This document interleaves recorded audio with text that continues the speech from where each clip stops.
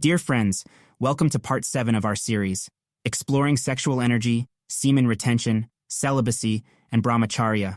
In this episode, we persist in our quest to comprehend the profound influence of sexual energy and its capacity to guide us towards pure bliss and spiritual enlightenment. Our focus today lies in delving profoundly into the timeless wisdom of the ancient practice of Brahmacharya. This episode is a continuity of part 6 of the series. It is important to remember that the knowledge and information I offer stem solely from ancient teachings. As you engage with this information, you hold the autonomy to choose whether to incorporate it into your life or not. The following is presented to you in the form of an audiobook. The vow of Brahmacharya, the immense potentiality of Brahmacharya, will become more and more apparent to you on a daily basis. The perfect adherence to Brahmacharya will result in the realization of Brahman. Every day of the vow will bring you closer to the realization that Brahmacharya provides protection for your body, mind, and soul. Brahmacharya will no longer be a painful punishment, it will be a source of comfort and delight. Every day will unveil a new aspect of its beauty. However, if it is a matter of increasing joy, you should not think it will be an easy thing. Every day, you will realize that you are walking on a razor's edge, and you will feel the need for constant vigilance at every turn. Brahmacharya, often understood as the control of the senses in thought, word, and deed, necessitates a certain level of restriction. The possibilities of abandoning this discipline are boundless, just as the possibilities of practicing Brahmacharya are limitless. However, achieving such a state of Brahmacharya requires more than minimal effort. For many, it remains an ideal that requires dedicated pursuit. A sincere seeker of Brahmacharya will always remain conscious of their own shortcomings, diligently seeking out the desires that linger in the deepest corners of their heart and persistently striving to transcend them.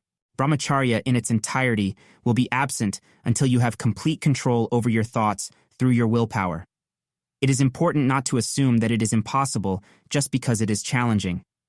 Since it represents the highest objective, it is only natural that significant effort is required to attain it. To all the aspiring individuals following the path of Brahmacharya, I feel compelled to provide a warning. Although there is a strong connection between diet and Brahmacharya, it is evident that the mind remains the most crucial factor in this practice. Fasting alone cannot purify a mind that consciously harbors impure thoughts. Changes in diet do not have a direct influence on the state of the mind. The eradication of the mind's lustful tendencies can only be achieved through sincere introspection, surrender to a higher power, and ultimately, grace. Nevertheless, there exists a significant connection between the mind and the body. The mind, being driven by sexual desires, often craves indulgent delicacies and pleasures. It is necessary to impose restrictions on diet and engage in occasional fasting to counteract this inclination. By doing so, the body can be freed from being enslaved to the carnal mind, enabling the consumption of clean, non-stimulating foods. It is important to address both sides of the spectrum when it comes to dietary restrictions and fasting. Dismissing these practices entirely or relying solely on them are both misconceptions.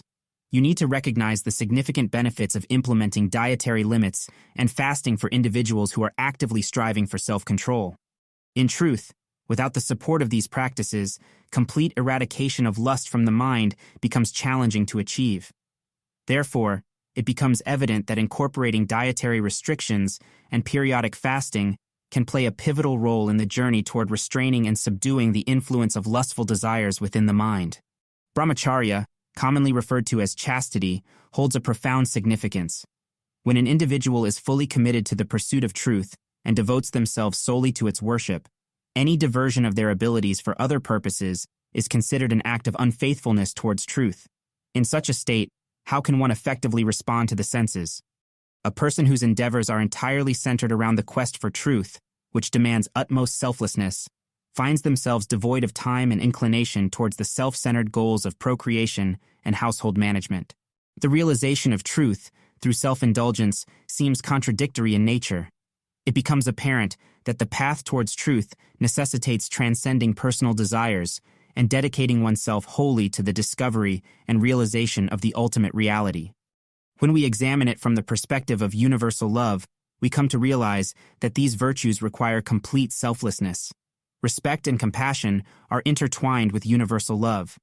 If a person loves only one individual, what is left for the rest of the world? It essentially implies a mindset of us first and disregard for everyone else. As a devoted spouse is willing to sacrifice everything for the sake of their partner, and a true partner does the same, it becomes evident that such individuals cannot reach the pinnacle of universal love or perceive all of humanity as one family.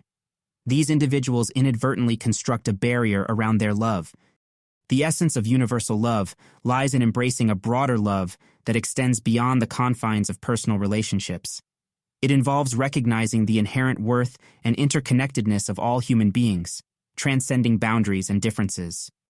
By embodying respect and compassion, we open ourselves to a profound sense of kinship with all of humanity, fostering an inclusive love that encompasses every individual as part of our extended family. Consequently, those aspiring to abide by the principles of universal love find it challenging to marry, let alone seek fulfillment beyond the confines of a marital relationship. The notion that all women in the world are akin to sisters, mothers, or daughters serves as an instant catalyst for personal growth and liberation. If we accept this premise, any discussion regarding the physical advantages of chastity becomes secondary. The transformative power of such a mindset transcends mere physical benefits, leading individuals towards a higher plane of consciousness and connection with humanity at large. Brahmacharya, like any other practice, necessitates adherence in speech, action, and thought. Merely attempting to control the body while harboring negative or harmful thoughts in the mind is an exercise in futility for the ignorant individual. Repressing the body without addressing the wandering nature of the mind can prove hazardous. Where the intellect leads, the body will eventually follow. It is crucial to discern and acknowledge the distinction between the two. A comprehensive approach to Brahmacharya involves not only physical discipline, but also cultivating a focused and pure state of mind, ensuring harmony between body and intellect. How misguided it is to knowingly squander our precious sexual energy on fleeting sensual pleasures. Such behavior represents a grave misallocation of the invaluable resources bestowed upon us, intended to facilitate the comprehensive growth and vitality of our physical and mental faculties.